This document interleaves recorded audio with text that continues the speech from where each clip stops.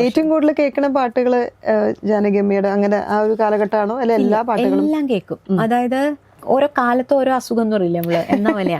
Pre degree സമയത്ത് നമ്മളാക്കണത് ഈ പാട്ടുകളും ഇവരുടെ വോയിസ് ടെക്നിക്സും ഒക്കെ തന്നെയാണ്. ഇവരൊക്കെ ടീച്ചേഴ്സാണ് നമ്മുടെ. ഞാൻ ലതാജിയുടെ പാട്ടുകൾ ഒരുപാട് കേൾക്കുമായിരുന്നു, ആശാജിയുടെയും. എനിക്ക് ഹിന്ദി പാട്ടുകൾ ഭയങ്കര ഇഷ്ടമാണ്. അപ്പൊ അങ്ങനെ കേൾക്കുമായിരുന്നു. ജാനകിയമ്മയുടെ പാട്ടുകൾ, എസ്പെഷ്യലി രാജാ സാറ് ചെയ്ത ജാനകിയമ്മയുടെ പാട്ടുകളുണ്ടല്ലോ കുറെ അങ്ങനത്തെ. പിന്നെ ഞങ്ങൾക്ക് ശരിക്കും പറഞ്ഞാൽ ഇപ്പൊ എന്നെ സംബന്ധിച്ച് പറയുകയാണെങ്കിൽ ഏറ്റവും അധികം ഞാൻ പാടിയിട്ടുള്ളത് ചിത്ര ചേച്ചിയുടെ സുജാചിയുടെയും പാട്ടുകളാണ്.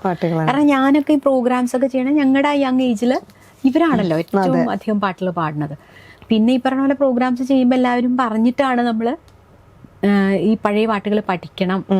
അതിപ്പോ ഞാൻ എൻ്റെ കുട്ടികളോടും ഞാൻ പറയാറുണ്ട്, നിങ്ങൾ പഠിക്കണം. കാരണം നമ്മളെപ്പോഴും പറയും സയൻസിന് മുന്നോട്ടും ആർട്സിന് പുറകോട്ടും നോക്കുക നല്ലതെന്ന് പറയും. അത് സത്യമാണ്, ഏറെക്കുറെ അത് സത്യമാണ്. കാരണം അത്രയും വോളിയം ഇവരൊക്കെ ചെയ്തു വെച്ച് പോയിരിക്കുകയാണ്.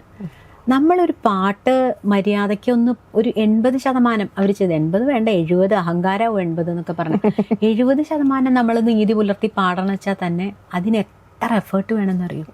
അങ്ങനെ പാടി വെച്ചിരിക്കണത് അതാണ്.